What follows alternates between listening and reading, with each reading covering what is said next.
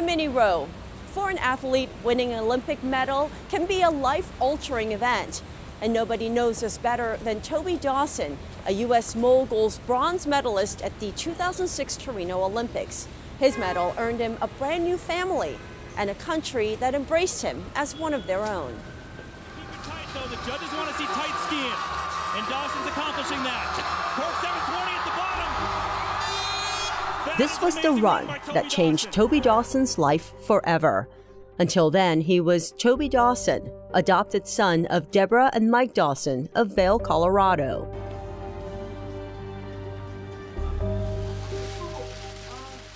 Then, he found out he was actually Kim Bong-seok, a little boy who was lost at a market in Busan, South Korea, when he was 3 years old.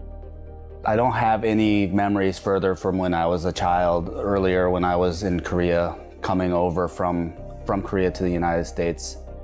As a young boy, Dawson, then Bong-seok, was grocery shopping with his mother in an open-air market in Busan when he wandered off into the street. One minute he was there, the next he was gone. I guess it was pretty crowded at the time, and she was running around looking for me, but she was unable to find me, and eventually I was picked up by the police and then placed into an orphanage. Dawson says he learned the details of that fateful day during his reunion with his biological father, Kim Jae-soo. He stayed in that orphanage for 6 months before he was adopted by the Dawsons and taken away to the United States. I never really thought about or even wanted to meet my birth parents. It was not something that I was interested. I have a younger brother that I grew up with in the United States. He was also adopted from Korea. He actually came to Korea and was able to track down his birth parents. He got to meet them, and it wasn't what he had imagined it to be. And he was pretty disappointed with the situation. And so I kind of wrote it off in my mind like, this is something that I don't want to put myself through. His adoptive parents were ski instructors in Vail, Colorado, and had their son on skis at an early age. It became apparent that he was a natural on the slopes. Dawson made the U.S. ski team when he was 19 years old and went on to dominate the sport in World Cup events, reaching the podium 17 times, including 7 first-place wins. He was inducted into the Ski and Snowboard Hall of Fame, but it was the 2006 Torino Olympics that was the pinnacle of his career and propelled him into the international spotlight. My mom always thought, like, if I was to be successful and make it to the Olympics, that would be the platform that I would be able to meet my parents. Right after the Olympic Games and after I finished my event, there were people coming out of the woodwork, and there was so many interviews with the Korean media and things like that, and a lot of people were claiming to be my birth parents, and so that was overwhelming.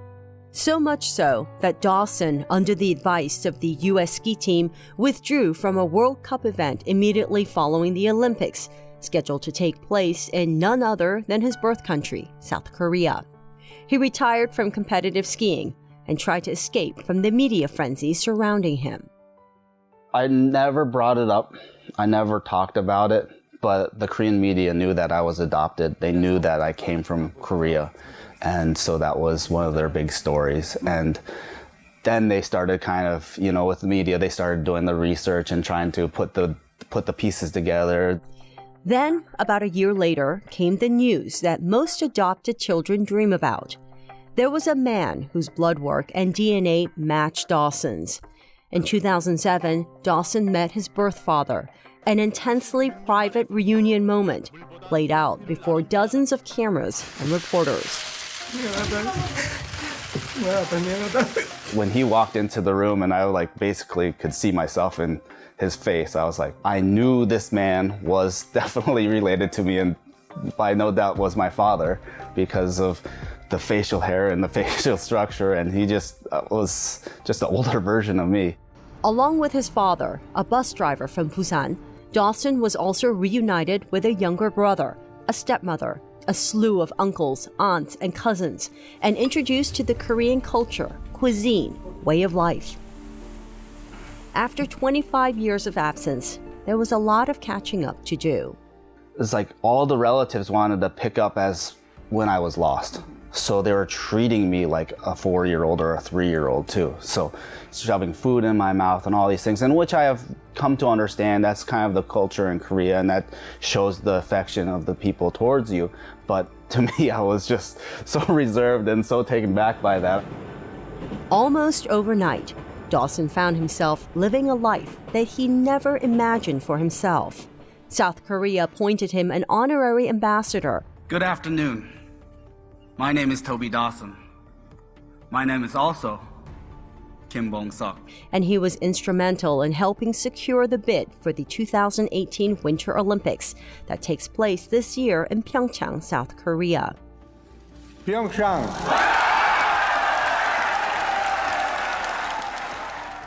He accepted the position of head coach of the Korean national ski team. Before he knew it, he was packing his bags and moving across the globe. I didn't want to find my birth parents, and I didn't want to go to Korea because I didn't want to turn my back on the parents that were taking care of me and loved me so much, and I didn't want to kind of turn my back on the country that has adopted me and taken great care of me as well. Dawson is now living and working in South Korea.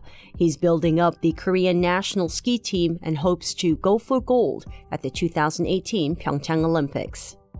I think that the sport is so great. My goals for the Koreans would be to, when I walk away from the head coaching position, to be able to leave a team or an organization that's self-sustaining and still growing, and so that there's going to be a future in this sport in Korea well after the time I leave. He is also reunited with his birth mother in a private lunch away from the cameras where they could speak candidly about the years apart. She tells a very different story about his disappearance, how she left him in his uncle's care, and when she came home from work, he was nowhere to be found. Dawson says he's not sure who to believe. She seems so truthful and honest when she's talking about this stuff. And I feel like when I have conversations, heart-to-heart conversations with her, she has nothing, she's hiding nothing. He says he harbors no ill will against his birth parents. But now, as a father himself, his son Max is about the same age as he was when he vanished. Dawson says he would never stop searching for his child.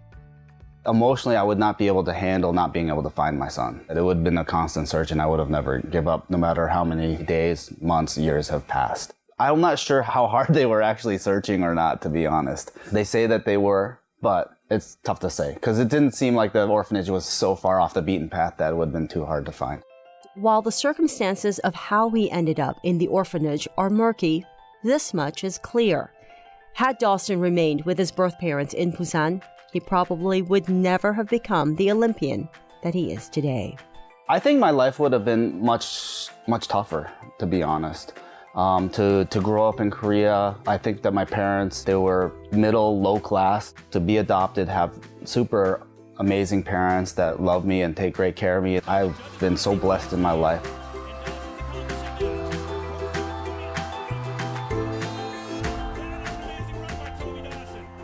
Dawson actively volunteers at Korean Heritage Camp, a camp for Korean adoptees in the U.S., and he dreams of one day starting an organization that can further help adopted children.